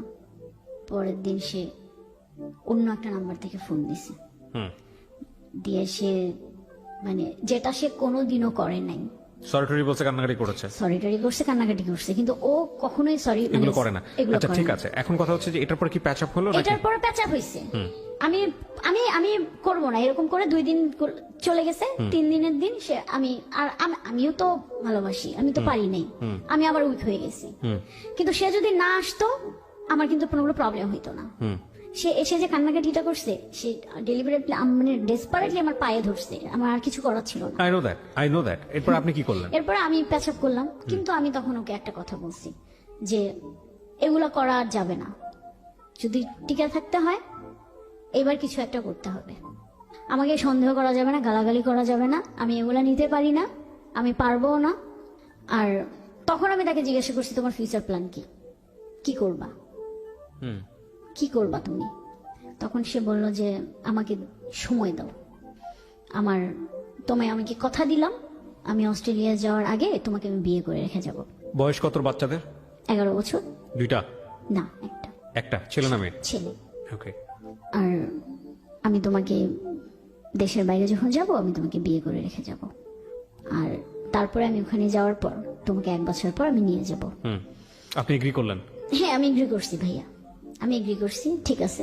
এইটাই তার সাথে আমার কথা, যে এই কন্ডিশন হলে এখন থাকবে, না হলে আর হবে না, আর সম্ভব না আমার পক্ষে। এভাবে আমাদের ভালোই চলতেছিল, ঝগড়া টগড়া হয়নি। তো ওর সাথে আমার লাস্ট যেটা কথা হচ্ছে, ও এর মধ্যে লাস্ট কথা হওয়ার ঠিক 2 দিন আগে তার ওয়াইফের সাথে ঝগড়া হয়েছে, আমাকে নিয়ে না, অন্য একটা পারপাসে ঝগড়া হয়েছে। এবং সে এত পরিমাণে একটা খুবই বাজেভাবে ঝগড়া হয়েছে যে মনে হয়েছে, তখন তাদের মনে হয়েছিল, মানে তার ফ্যামিলি থেকে মনে হয়েছিল যে সে একজন মানে সাইকো। হ্যাঁ, কারণ তার কিছু কিছু বিহেভিয়ারে আমার নিজেরই মনে হয়েছিল যে সে সাইকো, কারণ সে ভালো থাকতে থাকতে রেগে যাইতো, মানে নর্মাল একটা মানুষের মতো তার আচরণ ছিল না। সে যখন রেগে যাইতো এত এক্সট্রিম লেভেলে যাইতো, মানে যেটা আসলে কল্পনার বাহিরে। তো তার ফ্যামিলি থেকে ডিসিশন হলো যে তাকে, আমি যেটা পরে জানতে পারছি। ওকে প্রিয় শ্রোতা, ছোট্ট একটা বিরতি নেবার আগে আপনাদের সবার জন্য বলছি, ঢাকা এফএম এর আরো একটি ইউটিউব চ্যানেল, যেখানে আপনারা আমাদের এই অনুষ্ঠানগুলোর ভিডিও কন্টেন্ট দেখতে পাবেন। আপনারা সবাই চ্যানেলটি সাবস্ক্রাইব করুন। আমাদের চ্যানেলটির ঠিকানা হচ্ছে www.youtube.com/iloveDhakaFM। আমার এই অনুষ্ঠানগুলোতে যদি আপনি অংশগ্রহণ করতে চান, আমাদেরকে ফোন করবেন। আমাদের ফোন নাম্বারটি হচ্ছে 09611904904। আমি আবারও বলছি 09611904904। ওকে, ছোট্ট একটা বিরতি। জীবন গল্প।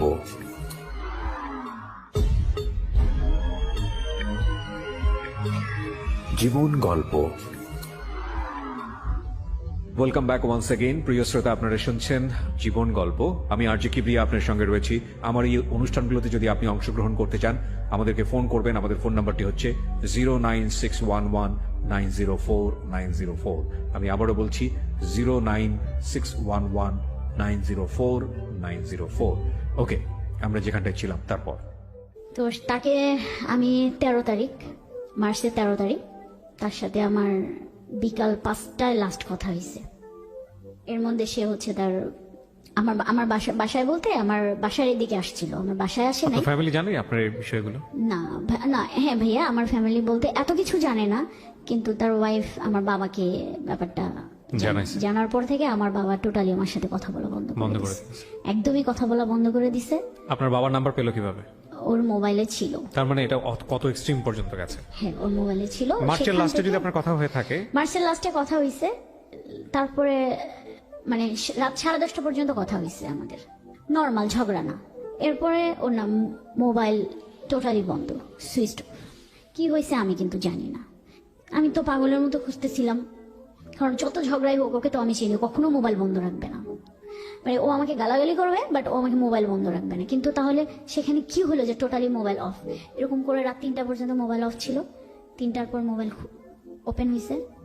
ওপেন হওয়ার পর আমি ফোন দিয়েছি, টেক্সট করেছি, কিন্তু কোনো রেসপন্স নেই, ফোন ধরে নেই। টেক্সটের কোনো আপনি response deliberately ওকে করেনি। ফোন করতেন? আমি ডেলিভারিটলি ফোন দিয়ে, মানে আমি তখন কি বলবো যে মানে পাগল হয়ে গেছিলাম।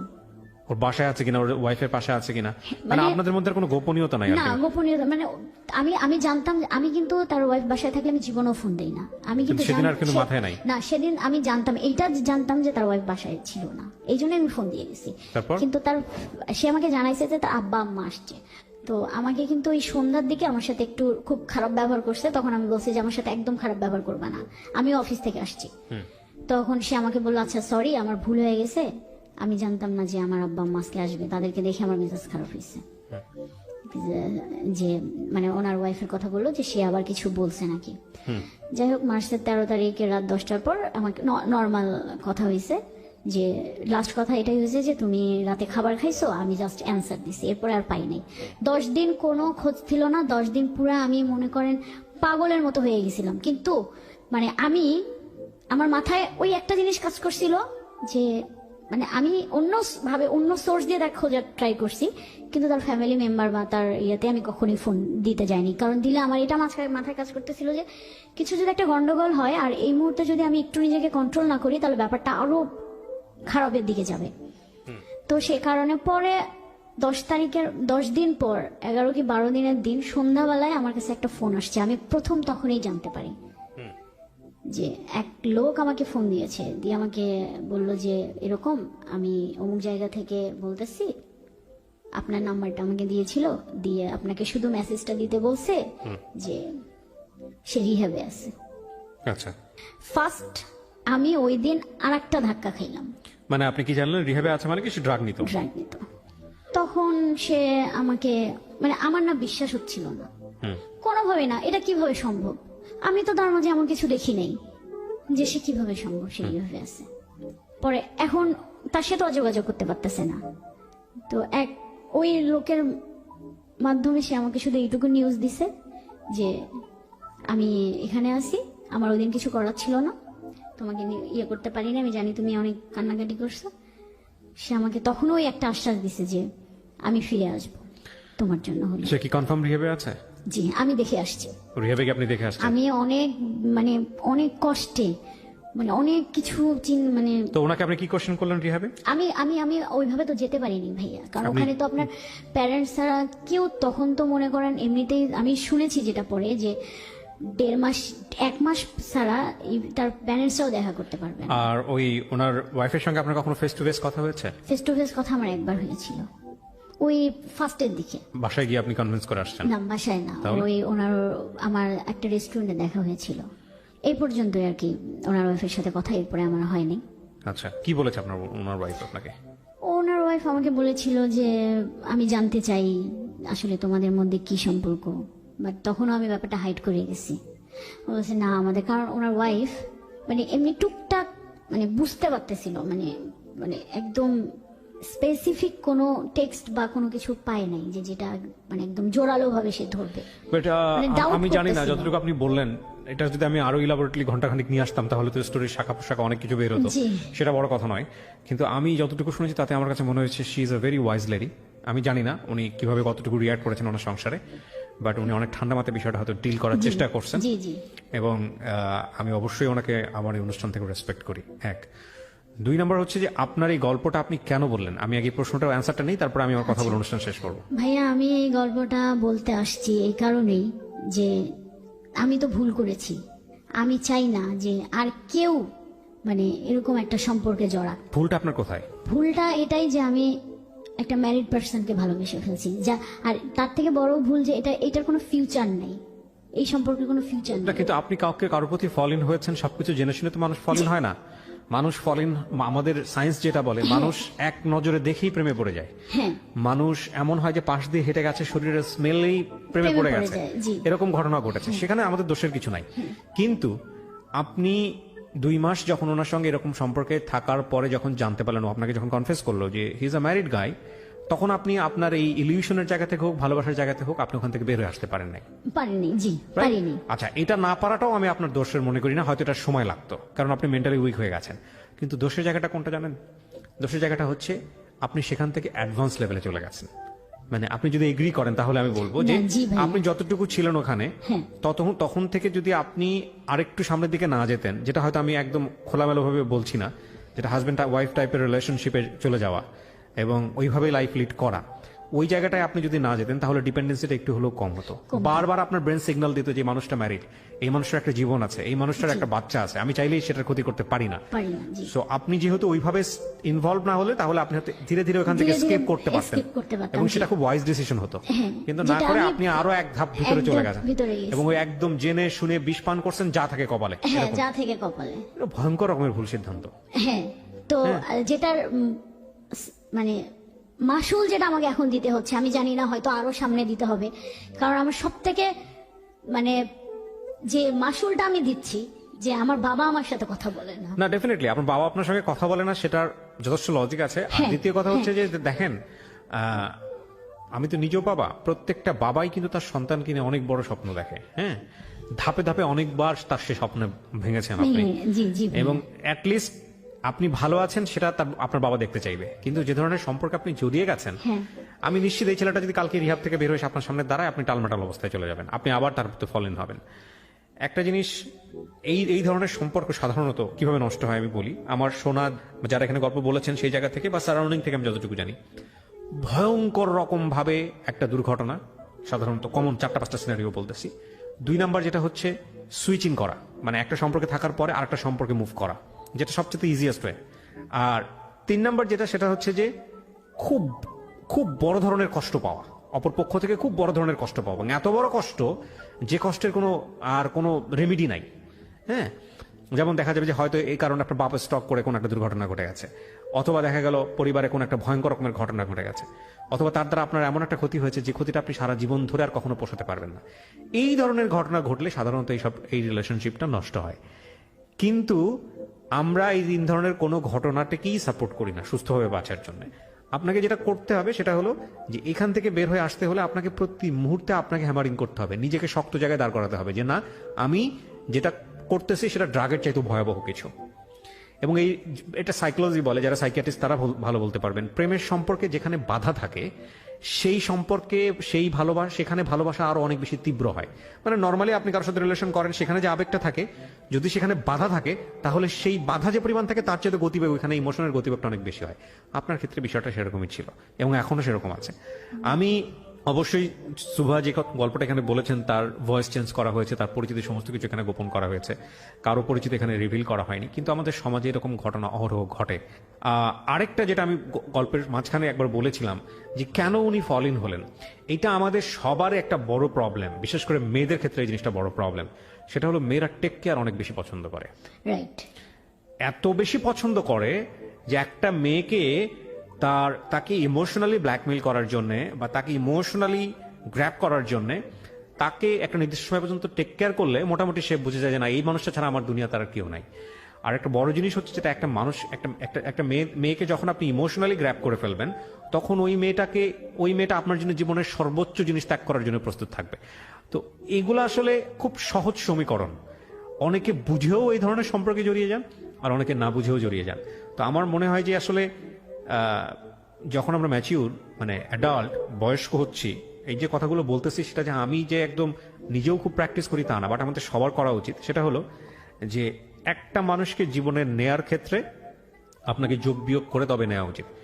এবং মজার বিষয় হচ্ছে দেখবেন এই ইমোশন বা এই যে ফিলিংসটা তুমি বহুবার বলেছি, এটা জীবনের একটা পর্যায়ে গিয়ে থাকে না, তখন থাকে ওই মানুষটার আচরণ কেমন, ওই মানুষটার ব্যক্তিত্ব কেমন, ওই মানুষটা আপনাকে কতটুকু ব্রিদিং স্পেস দিচ্ছে বাঁচার জন্য, এই বিষয়গুলো তখন থাকে। এবং ওই মানুষের ফ্যামিলি কেমন, আপনার ফ্যামিলি কেমন, তাদের সাথে আপনার সম্পর্কগুলো কেমন, এগুলো খুব গুরুত্বপূর্ণ।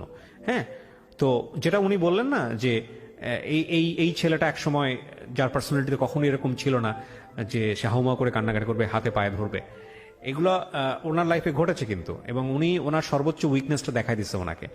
তো এগুলো সবার জীবনে ঘটে এই কারণে যখন উনি বাধাটা দিয়েছেন, যখন উনি বেশি রিজিড হয়ে গেছেন, তখন উনি আর নিজের জায়গা থেকে নিতে পারেননি।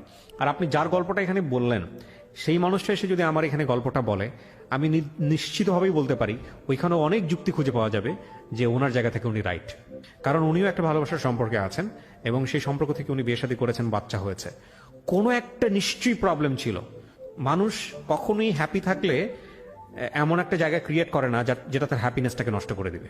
আপনি অনেক মাথা নাড়তেছেন, হয়তো আমার দর্শকরা বুঝতেছে, তারা বুঝতে পারবে না।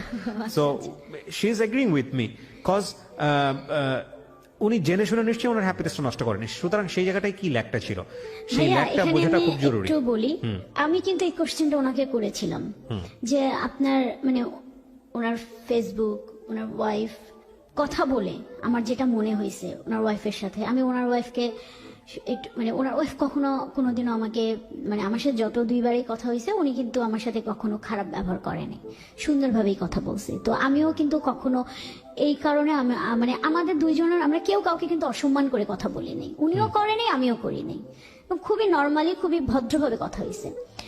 তো কথা বলে আমি ওনাকে মানে কোশ্চেন করছিলাম যে আমার জানা মতে খুব ভালো একটা আমি ওনার ওয়াইফের কথা বলতেছি, সে একজন অনেক বড়, মানে হোয়াট ওয়াজ ল্যাকটা কি ছিল? হ্যাঁ, উনি অ্যানসার কি দিয়েছেন? ফ্যামিলি ভালো, হ্যাঁ, তার আমি বুঝতে পেরেছি অ্যানসারটা কি দিয়েছে।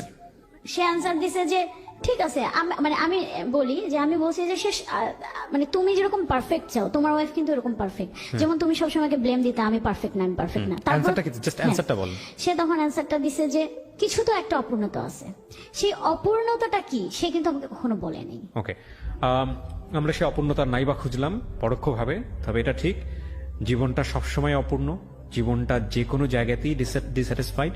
কিন্তু এখানে কথা হচ্ছে যে অন্তত কিছু কিছু মানুষের ক্ষেত্রে এথিক্যাল জায়গায় কোনো কম্প্রোমাইজ করার কোনো সুযোগ নেই। যখন সন্তান হয়ে গেছে আপনি সে সংসারে সুখী নাই হতে পারেন, কিন্তু সন্তানের ভবিষ্যতের কথা চিন্তা করে হলেও আপনাকে সামনের দিকে এগিয়ে যেতে হবে। That is Y family, right? কারণ এই ইমোশন বলেন, এই প্রেম বলেন, এই ভালো লাগা বলেন, জীবনের একটা সার্টেন পিরিয়ড পর্যন্ত থাকে, কিন্তু বন্ডেজ, দায়িত্ববোধ, কিছু জিনিস ভালো লাগার বাইরে গিয়ে ক্রিয়েট করতে হয়। পিতৃত্ব বলেন, মাতৃত্ব বলেন, বিষয়গুলো তো আসলে তাই।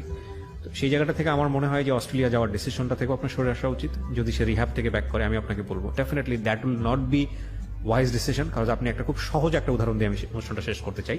আপনি জাস্ট তার ওয়াইফের জায়গাটা চিন্তা করেন। অস্ট্রেলিয়া যাওয়ার পরে যদি সে আরেকজনের প্রতি ফল ইন হয় এভাবে, আপনার ফিউচারটা কি হবে? সো আপনি একজন ওয়ার্কিং লেডি, রাইট? আপনি পয়সা রোজগার করেন, আপনি নিজের ডিসিশন নিজে দিতে পারেন। সেই জায়গা থেকে আপনার জন্য খুব কঠিন কিছু হবে না তার কাছ থেকে বের হয়ে আসার জন্য। You can choose your life.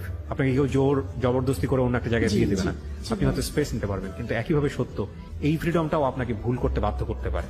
কারণ যেহেতু আপনি কারোর উপর ডিপেন্ডেন্ট না, আপনার ফ্যামিলির উপর ডিপেন্ডেন্ট না, আপনি ইচ্ছে করলে চাইলেই আপনি ওকে বিয়ে করে ফেলতে পারবেন যদি ও রাজি থাকে, আপনি রাজি থাকেন।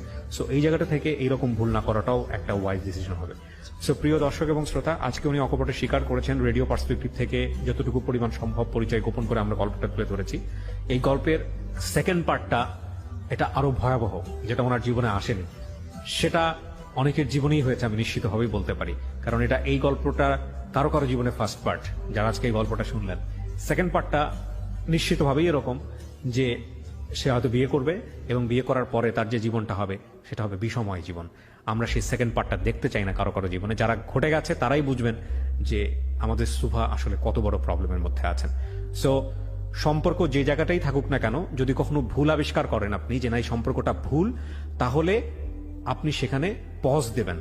প্রথম কাজ হচ্ছে পজ দেওয়া, যে না স্টপ, আমি ব্রেক করতেছি না, বাট স্টপ, এইখান থেকে আমি সামনের দিকে আর আগাবো না, এখান থেকে আর একটা পাও আমি সামনের দিকে আগাবো না। আমি ব্রেক করতেছি না, বাট নতুন কোনো কিছু যোগ করবো না। তারপরে আপনি প্রতি মুহূর্তেই চেষ্টা করেন যতটুকু আমি ক্লাইম্ব করেছি, যতটুকু আমি উচ্চতায় উঠেছি, এতটুকু আমি নামবো কিভাবে। আপনি রশিটা ছেড়ে দিয়েন না। যদি একটা আমি পর্বতের সাথে তুলনা করি, পাহাড়ের সাথে তুলনা করি, আপনি রশিটা ছেড়ে দেন না, কারণ নিচে পরে আপনি ভেঙে যাবেন। বাট আপনি চেষ্টা করেন প্রতিদিনই একটু একটু করে নামার জন্য, ওখান থেকে ফিরে আসার জন্য, একটু একটু করে ট্রাই করার জন্য। তাহলে হয়তো আপনি